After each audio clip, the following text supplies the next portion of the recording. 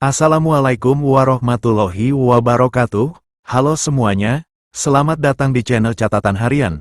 Semoga kita semua diberikan kesehatan, rezeki yang luas, dan kenikmatan yang berlimpah, serta kita semua tetap berada dalam lindungan Allah. Di video kali ini, kita akan membahas tentang, inilah cara Allah melindungi Ka'bah. Terdapat peristiwa besar sewaktu kelahiran Nabi Muhammad, yaitu penyerangan Ka'bah yang dilakukan oleh seorang Raja Yaman. Raja Yaman yang menyerang Ka'bah adalah Raja Abraha. Kisah Raja Abraha ini pun secara ringkas dan padat dijelaskan dalam Al-Quran Surah Al-Fil. Yang artinya, apakah kamu tidak memperhatikan bagaimana Tuhanmu telah bertindak terhadap tentara bergajah? Bukankah dia telah menjadikan tipu daya mereka untuk menghancurkan Ka'bah itu sia-sia? Dan dia mengirimkan kepada mereka burung yang berbondong-bondong, yang melempari mereka dengan batu berasal dari tanah yang terbakar, lalu dia menjadikan mereka seperti daun-daun yang dimakan ulat. Al-Quran Surah Al-Fil ayat 1-5. Raja Abraha merupakan seorang gubernur Yaman, yang berambisi ingin membangun gereja megah di sana, kemudian diberi nama Al-Qolis. Dengan harapan dapat menjadi tempat ibadah terbesar di seluruh Arab, menyaingi Ka'bah di Mekah. Sebagai pusat keagamaan, kota Mekah menjadi destinasi utama yang kerap dikunjungi oleh umat Islam. Hal tersebut memberi kesempatan bagi pedagang-pedagang untuk menjajakan barangnya. Oleh karena itu, Abraha memiliki keinginan untuk mengubah pusat perdagangan tersebut ke Yaman. Abraha mendatangkan tentara dari Abesinia. Dia sendiri yang memimpin pasukan itu dengan mengendarai seekor gajah. Beberapa suku Arab yang mendengar rencana itu mencoba untuk menghalangi Abraha. Seorang pemimpin Arab di Yaman bernama Zunnafar menggalang kekuatan sukunya dan suku-suku Arab di sekitarnya untuk menghalangi tentara Abraha. Zunnafar dapat dikalahkan oleh tentara Abraha sehingga ia ditawan dan hampir dihukum mati. Setelah itu, ia kembali meneruskan perjalanannya hingga sampai di Mugamis. Di sini Abraha memobilisasi pasukannya, menyiagakan gajahnya dan bersiap-siap melakukan invasi ke kota Mekah. Ketika tiba di Mugamis, Abraha mengutus Aswad bin Maksud menuju Mekah menggunakan kuda dan merampas kekayaan orang-orang Quraisy termasuk 200 ekor unta milik Abdul Muthalib.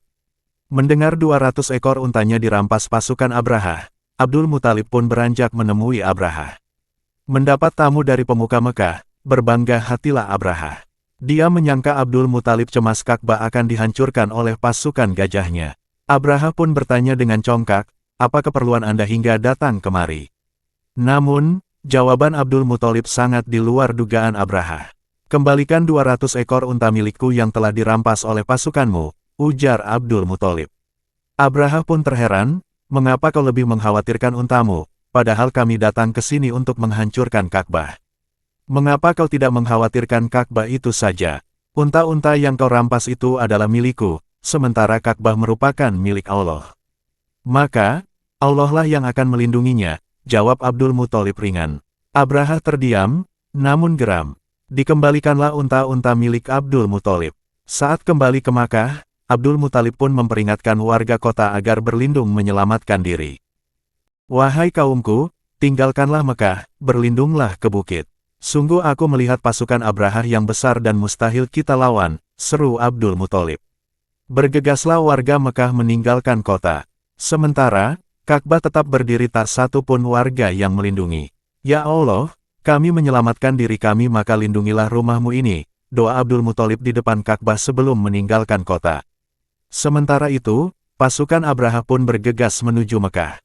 Hentakan kaki gajah telah membuat bulu kuduk warga Mekah merinding. Mereka berpikir, inilah hari akhir bagi kota Mekah. Abraha pun memerintahkan untuk menyerang. Namun, tiba-tiba, gajah-gajah enggan melangkahkan kaki. Mereka hanya terdiam dan enggan untuk menyerang. Meski telah dicambuk sang majikan, gajah-gajah itu berbalik arah dan enggan menuju Ka'bah.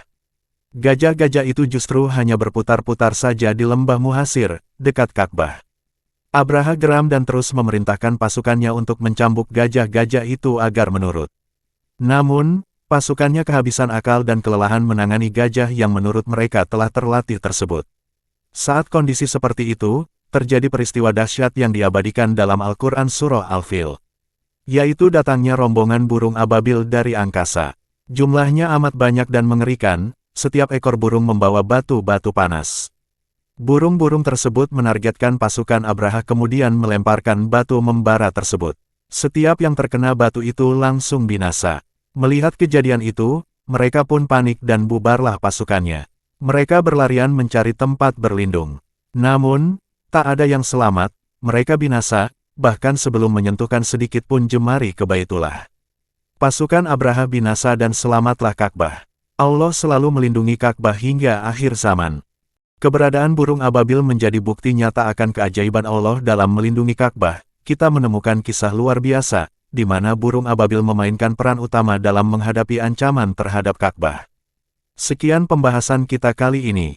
Semoga bermanfaat. Wassalamualaikum warahmatullahi wabarakatuh.